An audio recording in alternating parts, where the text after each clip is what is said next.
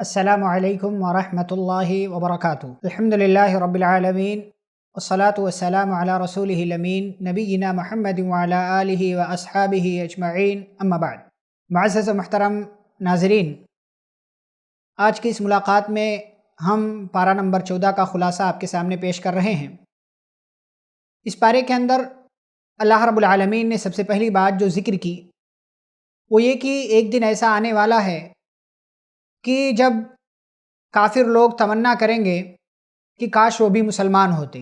سورہ حجر سورہ نمبر 15 کی دوسری آیت جو 14ویں پارے کی پہلی آیت ہے، اللہ نے کہا ربما یود الذین کفروا لو کانوا مسلمین، کافر بھی ایک دن تمنا کریں گے کہ کاش وہ مسلمان ہوتے۔ ہم مسلمان ہیں، آپ مسلمان ہیں، تو اس پر اللہ کا شکر ادا کریں اور صحیح معنوں میں اپنے آپ کو مسلمان بنا کر زندگی گزاریں۔ پھر آگے چل کر اللہ رب العالمین نے آیت نمبر 9 میں قرآن کے حفاظت کی ذمہ داری کا وعدہ کیا اور کہا انا نحن نزلنا الذکر وانا لہ لحافظون، بے شک ہم نے ہی اس قرآن کو نازل کیا ہے اور ہم ہی اس کی حفاظت کرنے والے ہیں۔ اور اسی لیے آپ دیکھیں 1400 سال سے زیادہ کا عرصہ گزر چکا ہے، لیکن الحمدللہ اللہ رب العالمین کے حفاظت اور نگرانی میں ہونے کی وجہ سے اس قرآن کے اندر دشمنوں نے چاہتے ہوئے بھی ذرہ برابر بھی وہ تبدیلی نہیں کر سکے، اس لیے کہ اس کی حفاظت اللہ رب العالمین کر رہا ہے۔ پھر اس کے بعد آگے آیت نمبر 26 سے لے کر 44 تک انسان کی تخلیق، ابلیس کی نافرمانی، حضرت آدم علیہ السلام کے سجدے کے تعلق سے بہت ساری باتیں اللہ رب العالمین نے اس حوالے سے ذکر کی ہیں کہ کس طریقے سے یہ سارا معاملہ انجام پایا، جس کو اللہ نے قرآن مجید کے کئی مقامات پر ذکر کیا ہے کہ حضرت آدم علیہ السلام کو اللہ نے پیدا کیا اور سجدہ کرنے کا حکم دیا کہ سارے لوگ حضرت آدم علیہ السلام کا سجدہ کریں۔ سارے فرشتوں نے سجدہ کر لیا، ابلیس نے سجدہ نہیں کیا، نافرمان بن گیا، ابا واستکبر وکان من الکافرین۔ نتیجہ یہ ہوا کہ اللہ رب العالمین نے اسے رجیم قرار دے دیا، وہ مردود ہو گیا اور اللہ کا ہمیشہ ہمیش کے لیے وہ دشمن ٹھہر گیا۔ پھر آیت نمبر 51 سے 79 تک اللہ نے حضرت ابراہیم علیہ السلام کے یہاں آنے والے کچھ مہمانوں کا تذکرہ کیا جو انسانی شکل میں آئے تھے لیکن وہ فرشتے تھے۔ حضرت ابراہیم علیہ السلام نے ان کی ضیافت، ان کی مہمان نوازی کرنا چاہا تو ان لوگوں نے کھانے سے انکار کر دیا، اس لیے کہ حضرت ابراہیم علیہ السلام کو پتہ نہیں تھا کہ یہ فرشتے ہیں۔ انہوں نے سمجھا کہ یہ انسان ہیں، بڑے مہمان نواز تھے، چنانچہ ان کی میزبانی کرنا چاہا لیکن ان لوگوں نے کھایا نہیں، اور بعد میں پوری حقیقت بتائی کہ ہم کس لیے آئے ہیں، حضرت لوط علیہ السلام کی قوم کو تباہ کرنے کے لیے۔ اور پھر ان فرشتوں نے جا کر حضرت لوط علیہ السلام کی قوم کو ایک گندے فعل میں ملوث ہونے کی سزا دیتے ہوئے ان کی پوری بستی کو تباہ و برباد کر کے رکھ دیا۔ پھر اس سورہ کے اخیر میں جو سورہ حجر ہے، سورہ نمبر 15، اس سورہ کے اخیر میں آیت نمبر 95 میں اللہ نے کہا اِنَّا كَفَيْنَاكَ الْمُسْتَهْزِئِينَ کہ اے پیارے نبی صلی اللہ علیہ وسلم، ہم آپ کی طرف سے مذاق اڑانے والوں کے لیے کافی ہیں۔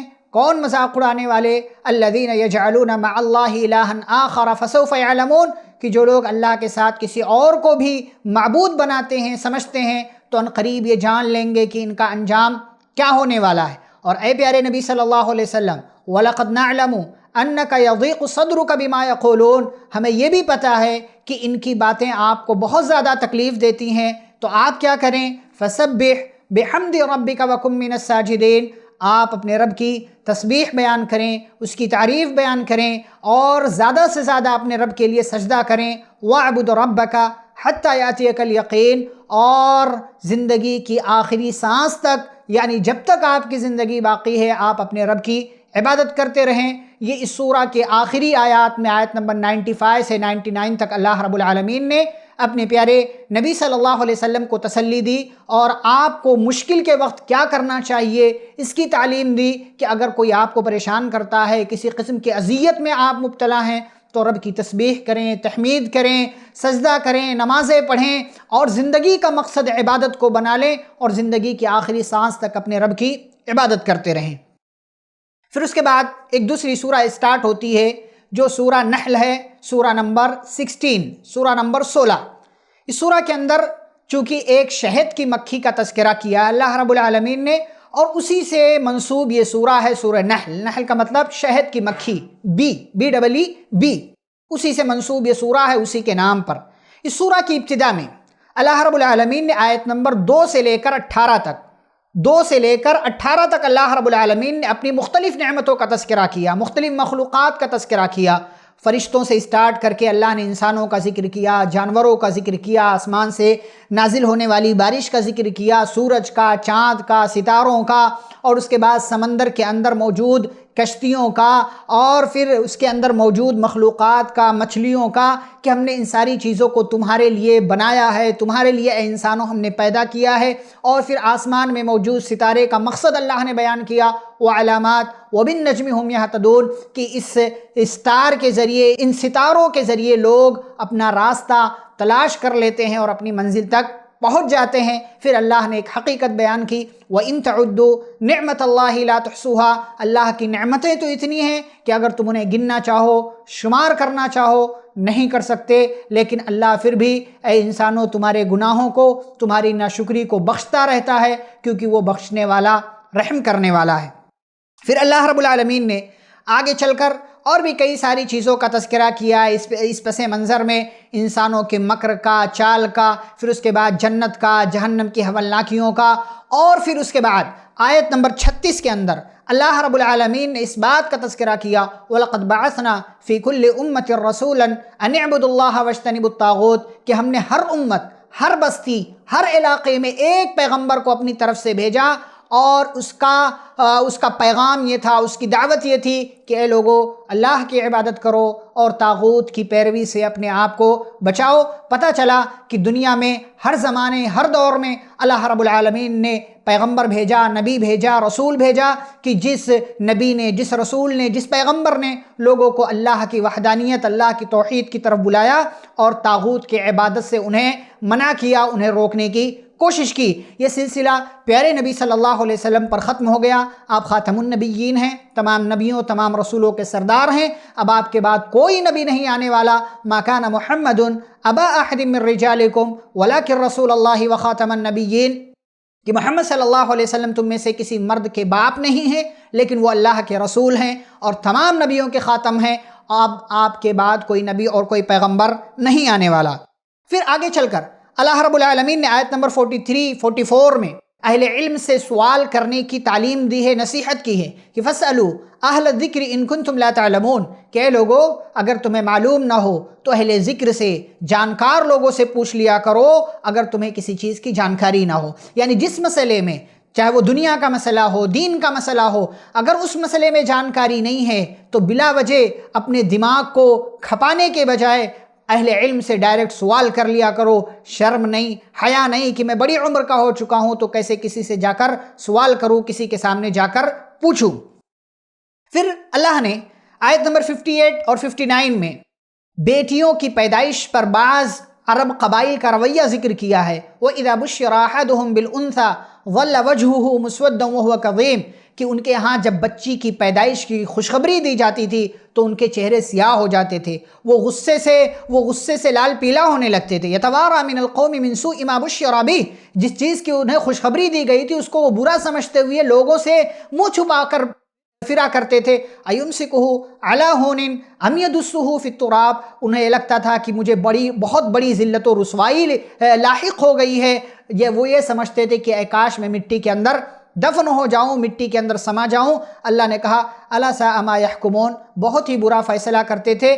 بیٹی بھی اللہ کی مخلوق ہے، بچی بھی اللہ کی مخلوق ہے، قدر کریں اس کی پرورش پر۔ پیارے نبی صلی اللہ علیہ وسلم نے جنت کی خوشخبری سنائی ہے۔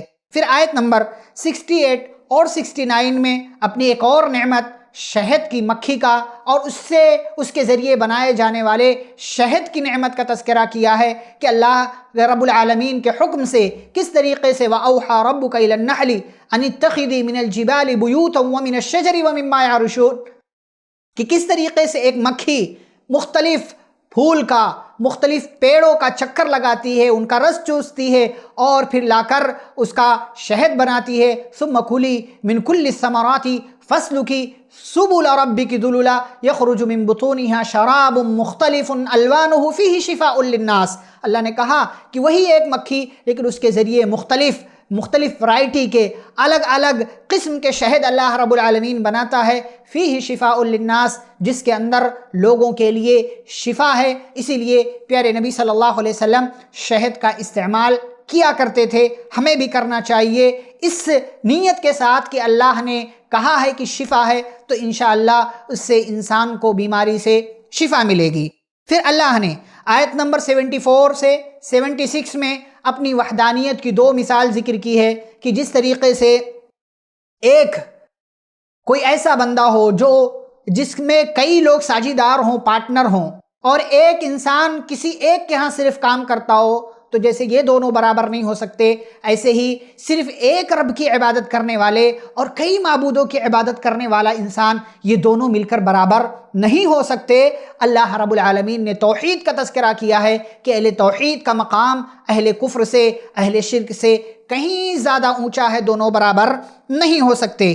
پھر اللہ رب العالمین نے آیت نمبر 90 میں 3 کام کرنے اور 3 غلط کاموں سے بچنے کا حکم دیا ہے۔ ان اللہ یامر بالعدل والاحسان وایتاء ذی القربى، اللہ عدل کا، انصاف کا حکم دیتا ہے اور احسان کرنے کا حکم دیتا ہے کہ لوگوں کے ساتھ بھلائی کرو، اچھائی کا معاملہ کرو، اور وایتاء ذی القربى، رشتہ داروں کو دینے کا، ان کا خیال رکھنے کا حکم دیتا ہے، اور وینہی عن الفحشاء والمنکر والبغی، اور اللہ فحش چیزوں سے، والمنکر بری چیزوں سے، والبغی اور ظلم سے انسانوں کو روکتا ہے، منع کرتا ہے۔ یعظکم لعلکم تذکرون، اللہ تمہیں نصیحت کرتا ہے تاکہ تم نصیحت حاصل کرو۔ آیت نمبر 97 میں اللہ نے بہتر زندگی ملے گی مگر کیسے، اس سوال کا جواب دیا۔ من عمل صالحا من ذکر او انثی وهو مؤمن فلنحینہ حیاتا طیبہ، کہ اگر آپ اپنی دنیا کی زندگی اچھی کرنا چاہتے ہیں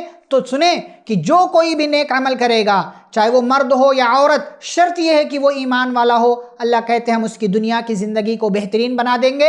وَلَنَجْزِيَنَّهُمْ أَجْرَهُمْ بِأَحْسَنِ مَا كَانُوا يَعْمَلُونَ، اور ان قریب ہم اسے اس کے عمل کا بہترین بدلہ عنایت کریں گے، اسے عطا کریں گے۔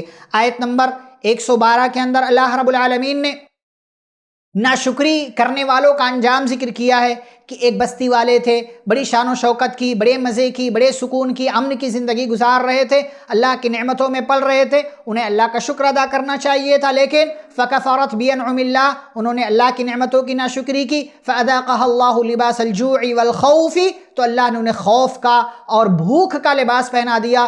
جہاں مزے کی زندگی تھی، نعمتوں میں تھے، وہیں اللہ نے انہیں بھوکا کر دیا۔ جہاں امن میں تھے، اللہ نے امن کو خوف میں بدل دیا۔ کیوں؟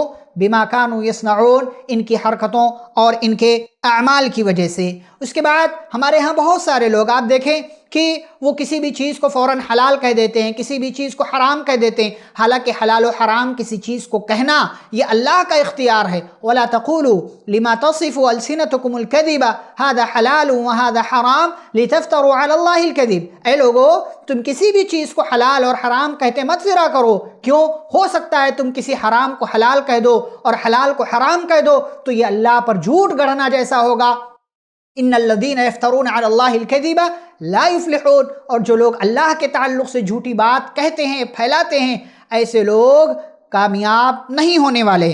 پھر حضرت ابراہیم علیہ السلام کے تعلق سے اللہ نے کہا، کئی باتیں ذکر کی۔ ان ابراہیم کان امۃ قانتا للہ حنیفا، کہ حضرت ابراہیم علیہ السلام تنہا ایک امت تھے، وہ اللہ کے توحید کے داعی تھے، اللہ کو ایک ماننے والے تھے، اس کی نعمتوں پر اس کا شکریہ ادا کرنے والے تھے، اور اسی لیے اللہ نے اپنے پیارے پیغمبر صلی اللہ علیہ وسلم کو کہا ثم اوحینا الیک ان اتبع ملت ابراہیم حنیفا، کہ پیغمبر پھر ہم نے آپ کی طرف وحی کی کہ آپ بھی حضرت ابراہیم علیہ السلام کی ملت کی اتباع کریں۔ پھر اس کے بعد اللہ رب العالمین نے دعوت و تبلیغ کا کیا طریقہ ہونا چاہیے اس کا تذکرہ کیا 125 نمبر کی آیت میں، ادعو الی سبیل ربک بالحکمت والموعظۃ الحسنہ وجادلہم باللتی ہی احسن، کہ آپ اپنے رب کے راستے کی طرف لوگوں کو دعوت دیجئے۔ کیسے؟ حکمت کے ساتھ، حالات کا تقاضا کیا ہے اس کو سامنے رکھ کر، والموعظۃ الحسنہ، اچھی نصیحت، اچھی بات، پیار اور محبت کے ساتھ، وجادلہم باللتی ہی احسن، اگر اس کے باوجود بھی بحث کی ضرورت پڑے، اختلاف ہو گیا تو احسن طریقے سے آپ بحث کیجئے، کوئی لڑائی نہیں، کوئی جھگڑا نہیں، کوئی گالی گلوچ نہیں، کسی قسم کی کوئی بات نہیں۔ اور اگر کوئی برا کہتا ہے تو وَاصْبِرْ وَمَا صَبْرُكَ إِلَّا بِاللَّهِ، صبر کا دامن تھامے رہیے، اور صبر بھی اللہ کے لیے، اس لیے کہ ان اللہ مع الذین اتقوا والذین هم محسنون، کہ جو لوگ اللہ کا تقوی اختیار کرتے ہیں، احسان کرتے ہیں، اللہ رب العالمین ایسے لوگوں کا ساتھ دیتا ہے۔ تو یہ پارہ نمبر 14 کا خلاصہ آپ کے سامنے پیش کیا گیا۔ اللہ سے ہم دعا کرتے ہیں کہ اللہ ہمیں قرآن و حدیث کی تعلیمات کو پڑھنے، سمجھنے، ان پر عمل کرنے اور دوسروں کو اس کی جانب دعوت دینے کی توفیق عطا فرمائے۔ آمین۔ صلی اللہ علی النبی الکریم۔ ربنا تقبل منا انک انت السمیع العلیم۔ والسلام علیکم ورحمۃ اللہ وبرکاتہ۔